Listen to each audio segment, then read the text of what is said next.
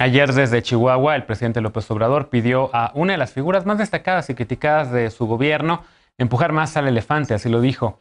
Aunque el presidente reiteró que el fiscal general de la República, Alejandro Gertz Manero, es una persona de toda su confianza, dijo que hay que promover más la justicia para que sea rápida. Veamos el contexto. El presidente López Obrador pidió a la Fiscalía General de la República ayude más en la atención de casos relevantes. Dijo que el fiscal Alejandro Gertz Manero es un hombre íntegro, honesto e incorruptible, pero que hace falta más acción, empujar más al elefante porque hay que estar constantemente atendiendo asuntos. De visita en Chihuahua, el mandatario fue cuestionado sobre la extradición de César Duarte, exgobernador de la entidad, acusado de cometer peculado y de cometer delitos electorales. También por la participación de la Fiscalía General de la República en la investigación de crímenes, señalando que no hay presencia significativa de ministerios públicos federales ni ha habido operativos contundentes contra la delincuencia organizada. El presidente dijo que hay una buena coordinación entre la FGR, el Poder Judicial y el Ejecutivo para investigar casos como el atentado contra la familia Levarón en Bavispe y la desaparición de los normalistas de Ayotzinapa, pero que se debe seguir limpiando las instituciones y promoviendo que la justicia sea rápida y expedita. En junio pasado se confirmó que los restos hallados en la barranca La Carnicería en el municipio de Cocula, Guerrero, eran de dos de los normalistas desaparecidos en 2014. De acuerdo con el segundo informe anual de la Estrategia Nacional de Seguridad Pública, durante el gobierno de López Obrador, la FGR ha solicitado 101 órdenes de aprehensión contra personas relacionadas con la desaparición de los estudiantes. Sobre el caso de César Duarte, el presidente López Obrador dijo que continúa el proceso, pues las autoridades anteriores presentaron mal la documentación para extraditarlo. Punto y contrapunto. Segundo tema a discutir esta noche, Lisa, ¿cómo ves este llamado del presidente respetuoso al fiscal general de la República? ¿Qué asuntos ves también pendientes, digamos, ahí en resolución de justicia? Pues yo les traje algunos numeritos porque me encantan y porque hay que aprovechar justamente este llamado del presidente a acelerar la investigación y la resolución de los casos en un país que, recordemos, dependiendo del delito, tiene entre 94.6 o 97% de impunidad, siendo el homicidio doloso, por ejemplo, y la extorsión de los delitos que menos se denuncian, pero también de los que menos se investigan y menos se sancionan. Entonces, en ese sentido, lo primero es que hay que decir que la Fiscalía General de la República, de los casos que atrae, resuelve únicamente el 4.9%, lo cual es escandaloso en el sentido en que es la fiscalía que más recursos cuenta y que se supone que ha tenido más reformas legales para poder acelerar tanto la investigación de los delitos como la coordinación con las entidades federativas.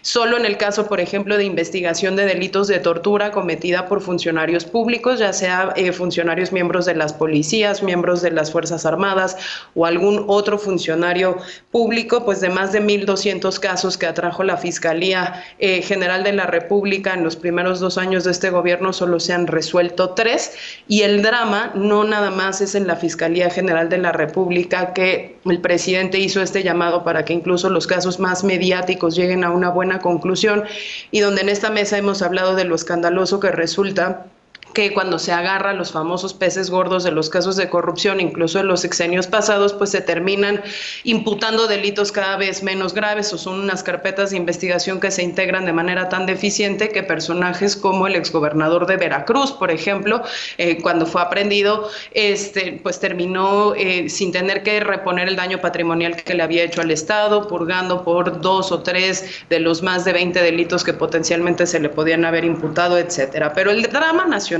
yo creo, y con eso cierro, está en el estado de las fiscalías estatales también. Y aquí es bien interesante la información que nos trajo el INEGI, en donde nos dice que las fiscalías estatales iniciaron 2,076,000 carpetas de investigación tan solo en 2019, que son los últimos datos que tenemos completos. Cerraron solo 116,000, o sea, más de 2 millones, solo 116,000 se lograron resolver.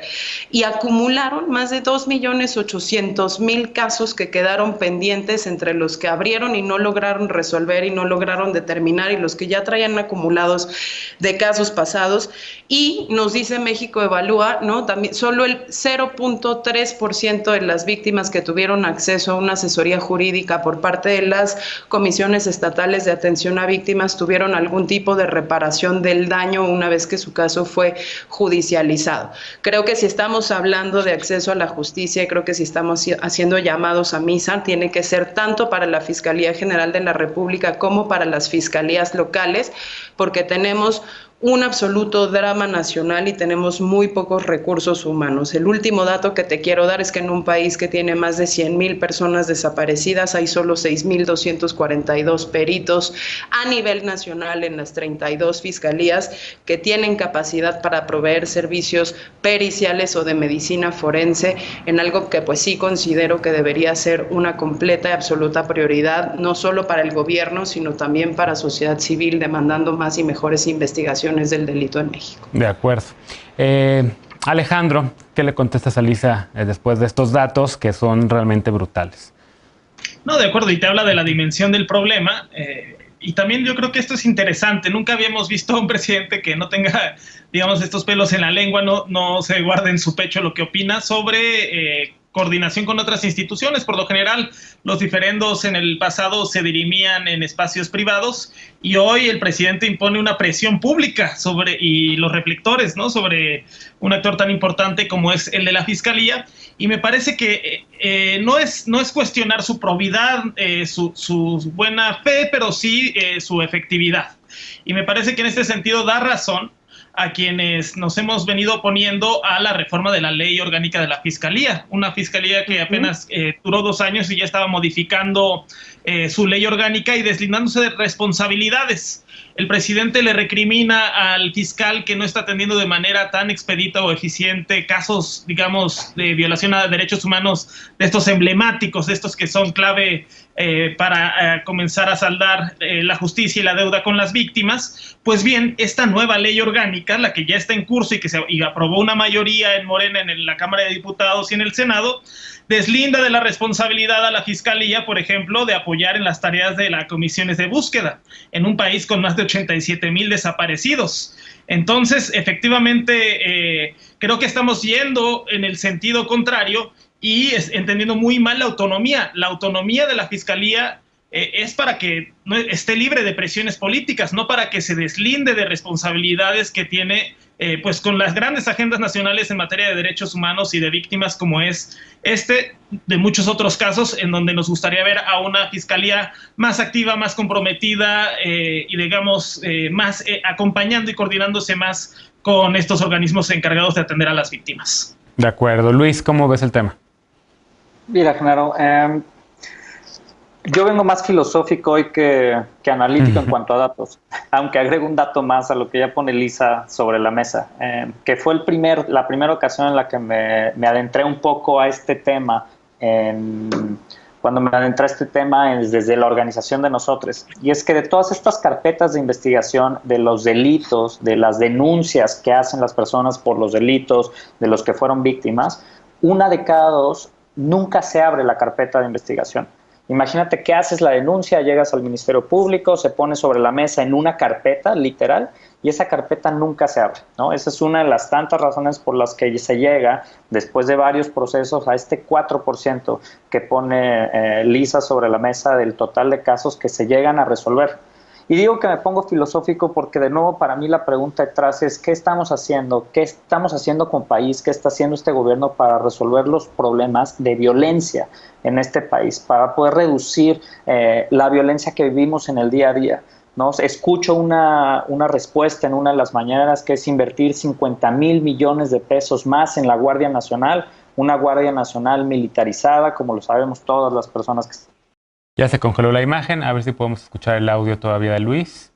Ahí estás, Luis, se congeló tu imagen. ¿La violencia, me escuchan? Sí, ahí está. Perfecto. ¿Qué podemos hacer para confrontar de nuevo esta violencia y que no sea con más violencia?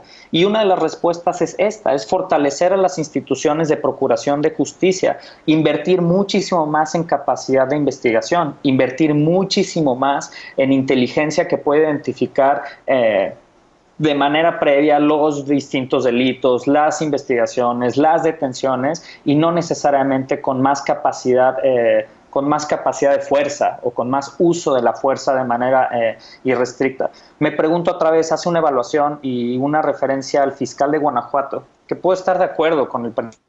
Otra vez se volvió a congelar. Pero lo mismo la Fiscalía del Estado de México, lo mismo la Fiscalía lo mismo las distintas fiscalías del país. Si vamos a hacer una evaluación seria, que se deje de palabrerías y hagamos una evaluación de las 32 fiscalías. Veamos cuáles están funcionando, cuáles no, y sobre parámetros muchísimo más rigurosos de evidencia, tomemos una decisión sobre cómo seguir y hacer esa misma evaluación con Hertz. Si argumenta amiguismo, influyentismo, 11 años detrás, creo que Hertz cumple muchas de esas condiciones. Y creo que el presidente y este gobierno debe ser lo suficientemente duro con una fiscalía que se asume autónoma para poder juzgar que los resultados para procurar justicia en este país no se están dando. Veloz, ¿cómo ves este tema también? El llamado del presidente, la autonomía, los pendientes que tienen, las cifras que ya han dado a conocer tus compañeros.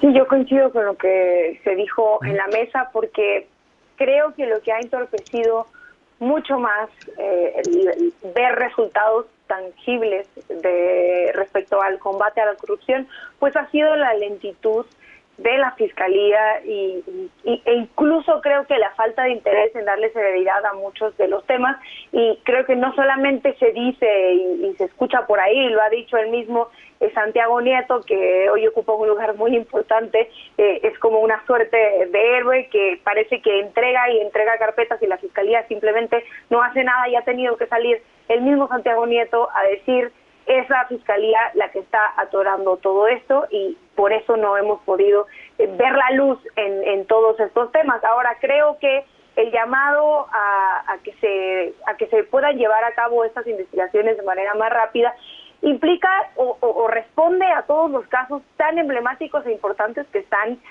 ahí esperando a que la Fiscalía haga algo al respecto. Lo cierto es que entiendo que los procesos son largos, entiendo que sobre todo en temas penales los tiempos son larguísimos, pero parece que no se está viendo este interés por tratar de resolver esos temas, y lo está viendo incluso hasta el presidente, y creo que a eso responde el llamado que hace. Claro, no desde una posición de intentar intervenir, sino yo también, el presidente dice, yo también veo que hace falta pues acelerar estos temas, y creo que hay una cosa también importante que llama la atención por parte de la Fiscalía, y es esta falta de publicidad en ciertos temas o carpetas que tienen ellos, y que creo que eso también levanta muchas cejas, lo que hace dudar de su trabajo y de su desempeño, y por eso el INAI acaba de publicar que en una resolución que se tuvo a partir de una queja que se hizo o de un recurso de inconformidad que se interpuso, pues de que la Fiscalía ahora está obligada a publicitar y a dar nombre, santo y seña, como se dice por ahí, de todas las carpetas que existan acerca de enriquecimiento ilícito, con el nombre del funcionario o funcionaria, con el estado, con el espacio donde se estaba investigando, absolutamente todo, y eso es desde el 2012 hasta la fecha,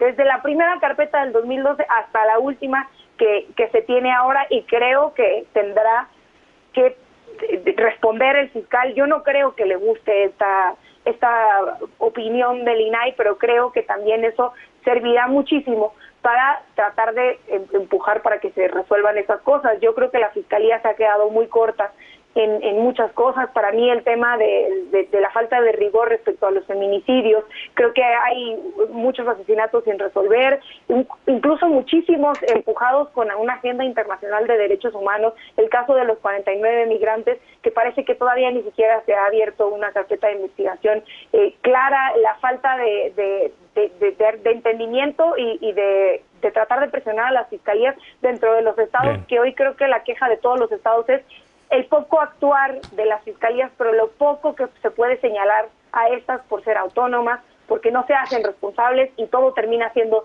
responsabilidad o de la Guardia Nacional o de la Estrategia de Seguridad. Y creo que al final este es un mensaje de que la Fiscalía tiene mucha responsabilidad y no está haciendo lo que le toca, que es su trabajo, ¿no? Con todo el presupuesto que tiene. De acuerdo. Bueno, nos vamos a una pausa y a regresar el tema por el que han estado ardiendo, y con razón, las redes sociales, que han vuelto a ser tema en esta ocasión porque un grupo de influencers en Guadalajara acosaron y violentaron a una persona migrante exhibiéndola en sus redes sociales. Regresamos con este tema, punto y contrapunto. ¿Cómo regular las redes? ¿Deben o no ser reguladas? Este es el punto y la discusión. Regresamos a punto y contrapunto, no te vayas.